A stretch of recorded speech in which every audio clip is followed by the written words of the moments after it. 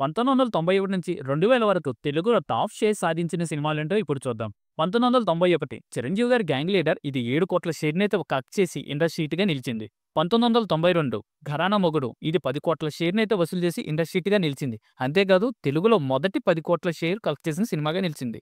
1993 నాగార్జున గారి అల్లరల్లుడు ఇది 8 కోట్ల షేర్‌నైతే కలెక్ట్ చేసింది. 1994 అగైన్ నాగార్జున గారి హలో బ్రదర్ ఇది 9 కోట్ల పైన షేర్‌నైతే కలెక్ట్ చేసింది. 1995 మోహన్ బాబు గారి పెదరాయుడు సినిమా ఇది 10 కోట్ల పైన షేర్‌నైతే కలెక్ట్ చేసి అప్పటికి ఇండస్ట్రీ హిట్‌గా నిలిచింది. 1996 నాగార్జున గారి నిన్నే పెళ్లాడతా ఇది 10 కోట్ల పైన షేర్‌నైతే కలెక్ట్ చేసింది.